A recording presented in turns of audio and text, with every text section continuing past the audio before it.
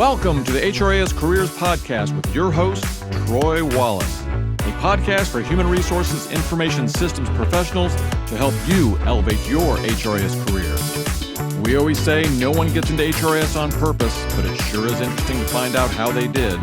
We interview your HRIS peers to find out how they got tricked into the industry and what lessons and tools they use to progress their careers along the way. We discuss industry trends, AI, and even talk candidly about all the most popular HRIS platforms.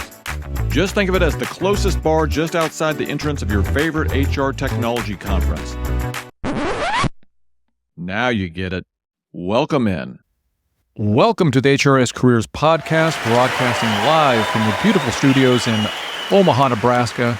Today's guest is Bonnie Tinder. She hails from Chicago and is the founder of Raven Intelligence. I met her earlier this year at the HR Tech Conference, one of many great contacts I made. And when I heard about her company, Raven Intelligence, I just thought it filled a great niche in the market. Obviously, we're going to get into more detail when we speak with Bonnie. At a high level, it's a platform to do reviews about not necessarily the software platforms themselves, but the implementation partners, which I think is sorely needed. A great way, in my opinion, to be able to vet implementation partners before you make those big decisions. So I will let Bonnie do the speaking. I'll make this short. Just a couple quick announcements. If you were the first to comment in the YouTube comments, just put the word t-shirt. You will be not eligible. I'll get your contact information. And I've donned a couple of these t-shirts during the HR Technology Conference. We've got our HRIS. No one gets here on purpose. And then number two, we've got the HRIS mode. So if you are the first to comment in the YouTube comments or Spotify, because they take comments now, I will get your contact information and we'll get you whichever one of these t-shirts you like best. Without further ado, let's get to Chicago's very own Bonnie Tinder, founder of Raven Intelligence. Bonnie Tinder, welcome to the HRIS Careers Podcast. We really appreciate you being here. We've already done your introduction, so people have some high level of what you do. We met initially where all connections are made in the HRIS world at the HR Technology Conference, and specifically at the IRIM meeting in Las Vegas this September. As soon as I heard what you did and got a little detail, I was like, yes, this is the perfect guest. This is the perfect service offering. And Bonnie, your company, Raven Intelligence, is filling such a gap with anybody who is preparing for a HR implementation or big software implementation. But can you just give us 10,000-foot view of how you came up with this idea in the first place for Raven Intelligence? Yeah, well, first of all, thank you for having me on. And Troy, it's a pleasure to have connected with you at that IRIM meeting. IRIM is such an important organization for HR professionals and certification and education around the HR space, that it was really fortuitous that we happened to meet there. And my company, Raven Intelligence, can be summed up really in this metaphor about Raven the bird. And if you think about ravens, which are one of my favorite animals, they are one of the smartest animals in the animal kingdom. And something really big about them is they only are fooled one time. They know who to trust. And, they are able to fly, as you mentioned before, 10,000-foot view. They can see from above and really know get a lay of the land and are able to really see things at a bird's eye perspective, right? But most importantly, they know who to trust. They get tricked all at one time, and that was the last of it. And so Raven Intelligence, in the same way, is a resource for customers as they go through the journey of selecting a partner for an implementation of software, to really know, to get a bird's eye view as to what partners are the best and what partners are the most trustworthy and deliver the best results for customers. And we provide all of that information based on reviews, right? Voice of customer, the only source of information that we have is based upon the reviews that other customers leave about their implementation and partner experience. And those are very good and close data sources, independent data sources by which to make a decision. So that is the idea of Raven. We are a peer review site at our core, but in what we help to do is make customers make a really good data-driven decision about a partner by knowing what the experience of other customers has been. So I did not know that. I did not ravenintel.com. know that tie-in at all. Bradley Rice, who's a Salesforce expert, was on the podcast earlier this year, and he had a favorite bird as well. So now we've got a real bird tie-in with a couple of episodes. To tie the Raven in, it sounds like what you're trying to do is make sure that the Raven doesn't even get fooled the first time. That's exactly right. That's exactly right. And yes, so we want to make sure that definitely our customers are never fooled, and that we help to provide really the grounding and the information for them to make Right. good And here's why I thought it decisions was so such they an don't get interesting fooled. concept and why I thought it filled a gap. I mean, we have kind of review platforms for Google reviews and Yelp and Amazon reviews. Obviously what we do is a little more complex. And it's a unique kind of niche business to begin with. But I have been witness to so many Ravens getting fooled the first time. It amazes me. But I get it, right? Not everybody lives this. I'm a 25-year veteran of the industry. Lots of people are in and maybe they've used a legacy system for the first 10 years or 20 years of their career. And it really is the first time that they're going through it. And I'm always amazed that some of these firms are able to exist based on finding new Ravens to fool. To bring it back. You're right. You're right. That's why I was just so enamored with what you were doing and your tool, because I feel it was filling such a gap.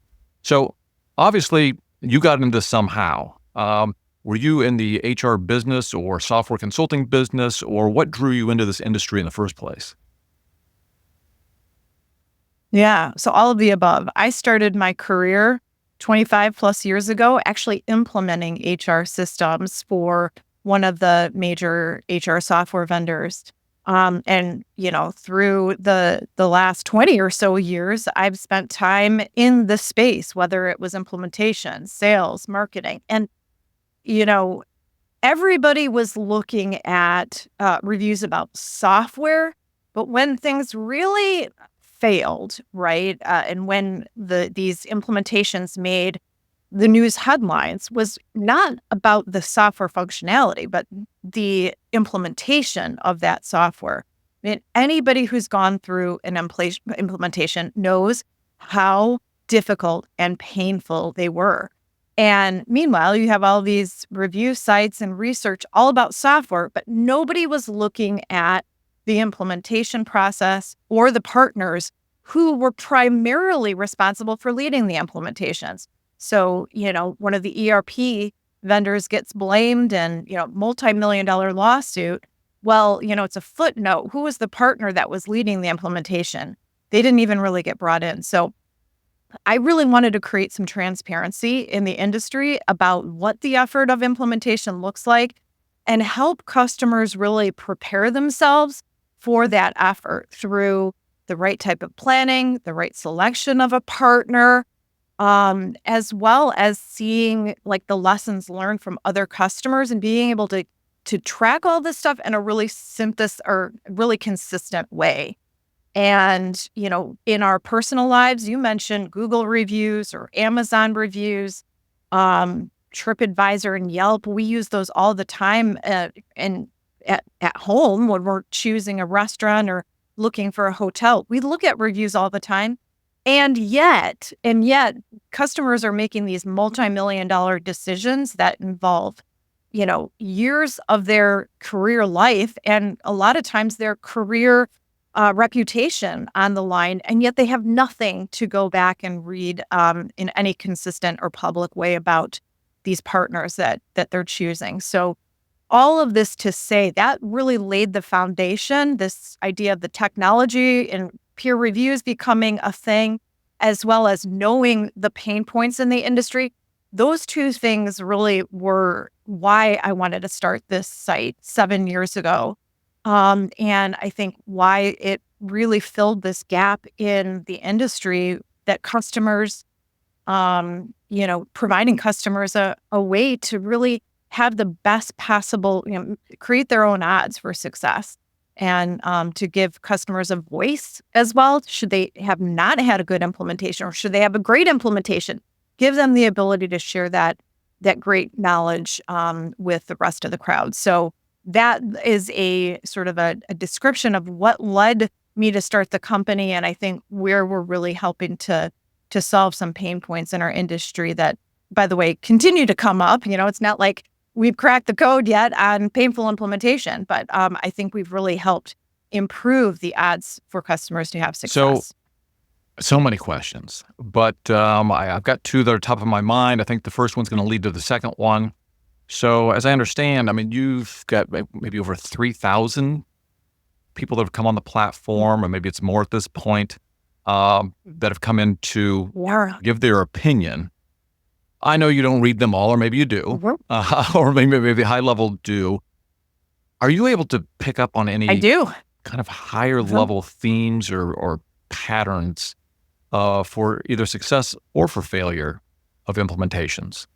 Yeah, sure. So without a doubt, best implementations are those where the customer felt that they had the right amount of time to, number one, select and create the blueprint for their implementation. So the right amount of time to do the project. And then those projects which were given the right amount of support, both from a executive standpoint, financial standpoint, and a change management standpoint.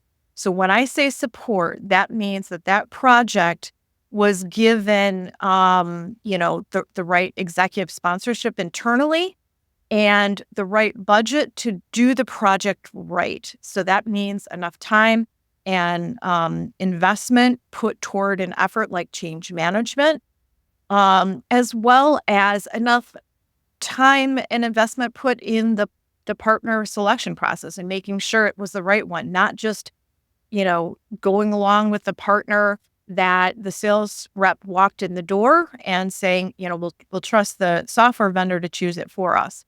So I would say, setting themselves up for success, or setting the project up for success, that's a sort of a broad statement. I would say other trends is that there is no magic in selecting a well-known partner brand. So I'm talking like the big 5 GSIs, the ones that advertise at the airport. There is no correlation between a big brand helping you through your implementation and success. In fact, overall, we see those big brands rated lower in satisfaction and on time, on budget delivery than we do the independent specialist or boutique firms. So I would say that's the other trend that we're seeing. No magic in hiring the biggest, most well-known brand and success. Can I just say that I run a very small boutique consulting firm, and I did not pay Bonnie to say that. right off the cuff. That's really interesting, because I would think that maybe there was some leaning towards the larger, more established companies, indicating that it may be a successful implementation. That is interesting. Well, that is actually going to lead perfectly into my next question, which is, I'm of the opinion that you can have the best expensive implementation partner, maybe it's the PwCs of the world, or the Deloittes, or the kind of those what we consider those tier one old consulting companies. But it doesn't matter until you get down to the actual consultant level. Do you see that coming out in any of your reviews, where you can kind of pinpoint it to, boy, you know what? Maybe there's an outlier. This consulting firm has 6 good reviews, but on the one that they did, they pointed out like a specific resource or a specific consultant. And obviously, we don't have to name names, but just in theory, would the reviews coming in support my theory that even though it's a great consulting firm with a great reputation, you still get some bad apples. And if you don't select the consultants on your project, you can still run into the same problems. Without a doubt. These projects depend on people and the very specific team that you get assigned. And, what we see sometimes is a bait and switch where the consulting firm presents the A team during the selection process. Everybody feels good, cultural match is there. And then lo and behold, now the project starts and you get a whole different team coming in to do the work. And now you have to do knowledge transfer and re-explain yourself. That really leaves a bad taste in customers' mouth right off the bat when all of a sudden the team dynamic is changed. As you mentioned before, the dynamic on the team and how well that team also stays intact throughout the course of the project is also a big determining factor. Because if you have a great team for the first 6 months of the project and then they get taken off the project and put on some new project and you get a whole bunch of new resources that you have to, again, know exactly what the history of the project was, that's really hard. So any time that there's churn churn either a little bit or a lot, we almost can correlate that directly to a lower rate of satisfaction and delivery, because that churn, whether it's the consulting party or whether that's the internal team or the customer side, that never is a good thing to have lots of team dynamics. So to your point, where these projects depend on the people assigned to the team as well as like the coaching staff, or the project leads, like that is everything. And getting both of those things in sync for the duration of the project really does make a difference, and makes the project successful in the end if you can keep that intact. And I find it, and it's certainly not with all consulting companies, but I find that obviously when you're in the proposal and the selection process, everybody's going to put their best foot forward. And then you find, maybe somebody who is part of that presenting proposal party maybe does stay on the project, but you kind of see them go at a higher and higher level as the project goes on. And then all of a sudden they're only coming in when the project is in panic mode, right? Because they've left more junior resources to try and do the day-to-day. And typically that does not end well for the client. Well, let's talk about the platform that you've developed. Now, I know starting any business, and this is a really interesting and niche business to start. What did version 1.0 of Raven Intelligence look like, and what were the challenges initially to get some traction in the market and get this moving? Yeah, I mean, the hardest thing was just to let everybody know that we exist. I think so much of our industry, as much as, we're high tech, is really word of mouth. And, how can you get influence when you've never had it before? Who's Raven Intel? How can you enter the conversation on every new buying decision that happens? And that was really our challenge initially, was number one, to let people know we exist. But number two, our product is reviews. Right? That informs all of the research that we're able to produce. That is why people pay us for our data, quite honestly, is because of our high quality of unbiased reviews. And so just getting customers comfortable providing that feedback in a review format, giving them some incentive to take 5 minutes to complete a review. Those were the challenges that we had. And the way that we built this business over time was gaining the trust of, number one, customers to read or to leave a review, and that we were going to hold their information privately so they wouldn't be solicited, or their name wouldn't be, email would be, protected. But also we got the trust of the SIs themselves to ask their customer to review them. And the very best SIs out there, or systems integrators, we call them consulting firms, right? Partners, however we refer to them, the best ones out there are actually leaning into this idea of peer reviews and going very boldly to every single one of their projects and customers and say, hey, review us online. That would mean a lot to us, both in customer feedback, but it will help us to really showcase what we're doing for customers in an authentic way.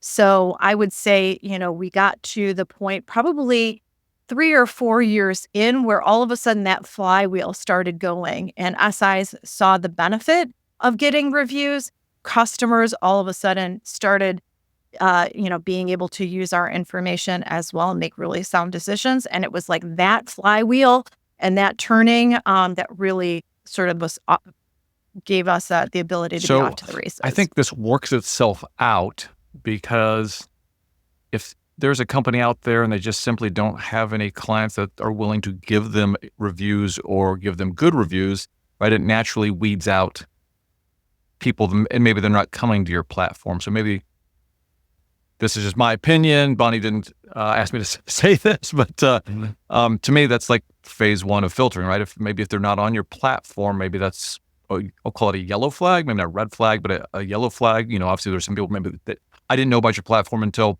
3 months ago. And now I'm like, I think it's like the best thing. And I'm trying to get reviews for my own company on there.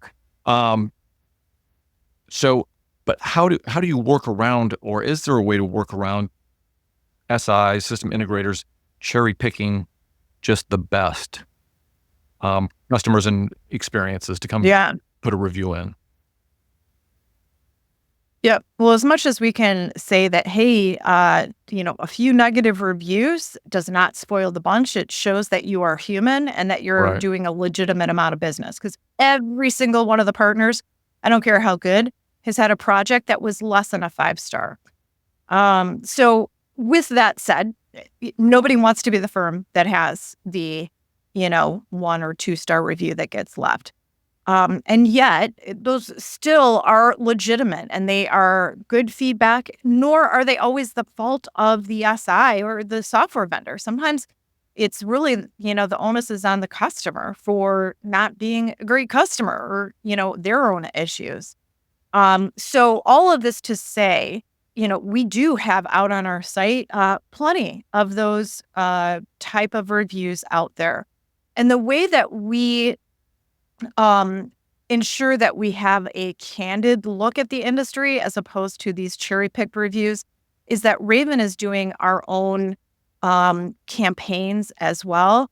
If you go to ravenintel.com and you are a customer, anybody can leave a review. Now, we have to verify it, that it's legit and it's written by a customer, but we are a free and open site for anybody to read reviews.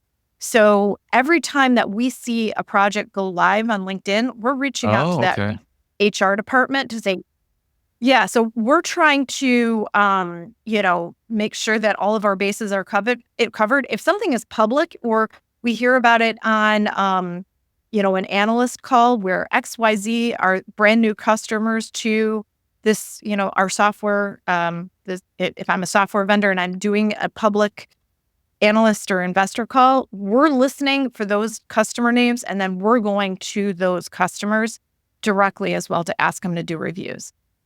So again, we're trying to augment the cherry-picked reviews because, obviously the terrible projects, the SIs are not going to them to do reviews. So we're trying to, again, cast the net wide and get at those other ones as well. And I'm quite frankly, like 40% of our reviews are not from the SIs themselves or from the Raven campaigns we run.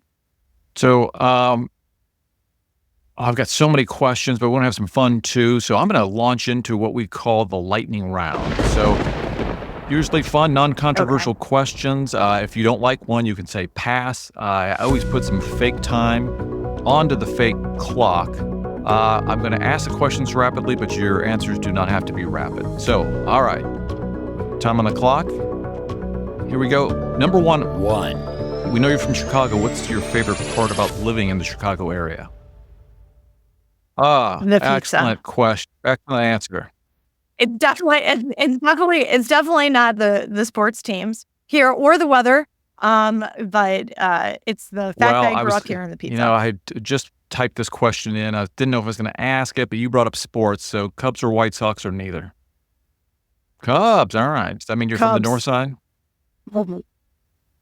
It is that I'm from the north side. Also, if you are a Sox fan, you are really disappointed these days. It's the Cubs. I mean, it's just fun to go to games. I think most people don't even care how they're doing. It's such a social event. Yeah. Excellent. You can answer question number 2. 2 is best thing, or maybe the worst thing, about being recognized as a top 100 influencer in HR technology. Oh gosh. Well, number one, it's a huge honor, and I've always looked up to all of those that got recognized, and certainly every year that I have gotten it it's been so special. I think the best thing is to have people recognize that designation, and to feel good about the fact that we're doing something that really seeks to add value to our industry, and to get recognized for that was, again, really special. So, yeah, thank you to the HR executive team. I didn't hear anything there about team. being invited to the best parties at the HR Tech Conference. Oh, yeah. Well, I only got into one of those parties on the coattails of Novamana, the legend of the industry. But yes, he is. All right, so let's go on to question number 4. 4 So when people are giving a review, what is probably the most useful information that people or reviewers are actually leaving out, or they're not covering in their reviews? It's just something you're reading these and you're like, I wish they would talk about this, this, and this. Yep. I would say there's really 2 things. So there's a field that we have called lessons learned, and the best reviews are those that really detail both positive and negative or challenges that they had, and how they might have overcome them. So that would be number 1. And so getting customers to not rush through and provide that information. We're always competing for people's time and attention. And, if a customer spends a minute or 2 documenting that, again, that goes so far in helping others. So I would say lessons learned is a big one. The second one is partner strengths. And we ask them to just detail what was unique or different about the partner. What could they have not lived without that their partner brought? And we provide that information back to the partners, and it's amazing how much they are using that information to sort of inform themselves. Here's what customers are saying about us behind our back. And those are the very best pieces of feedback. So I would say the partner strengths and additional lessons that learned. is a good one. All right, we will close down the lightning round. I appreciate you doing that. Thankful that there were no passes of any of those questions. So I know we want to get you out of here in time, so we only have a few more minutes. So number 1, I want to tell everybody that's listening that there'll be tons of resources, anything we can put together that Bonnie can give us. I'm actually kind of going through the process trying to get some of my clients to leave reviews. So any sort of information that I can put together, I'll put in the show notes. But let's talk about what's the biggest friction point someone may be having coming in to give a review. And I'll give you an example to get us started. I'm afraid that I'm going to start your questionnaire, and an hour and a half later, I'm still working on it. What does it look like tactically to go in and leave a review? Yes, less than 5 minutes. And we really look at every single question to make sure, are we using this data? If we're not using it, we're not going to make somebody spend 5 seconds even thinking about a question that we don't use. So the time commitment is less than 5 minutes. The other friction point that customers will have is they'll say, "Oh, well, I don't want my company to be looped into this process.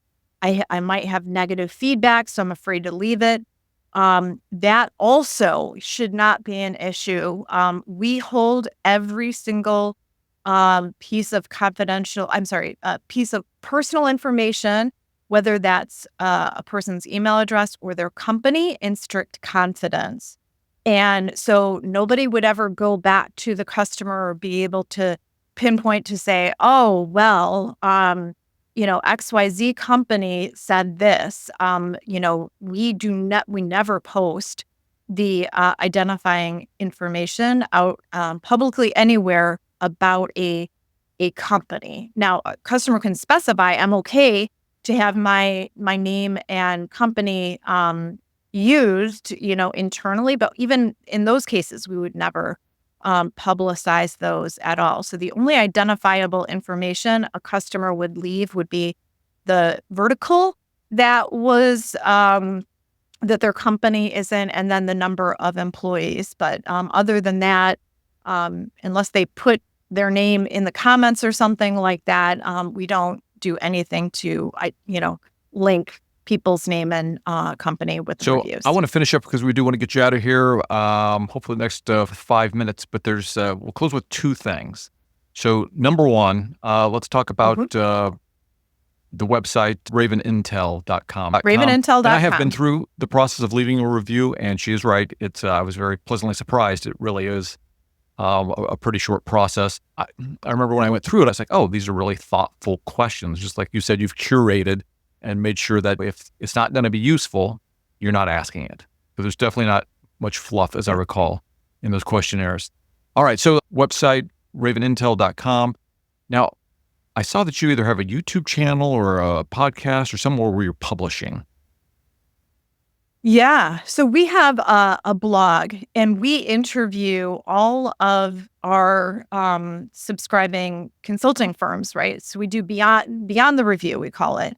And it really talks about, so how are they managing projects so that they are getting, consistency and 5-star reviews or on time, on budget delivery? What are the secret sauce in terms of what they're doing with hiring, project management, all of that? What is it that goes behind these reviews? So we have that on our blog.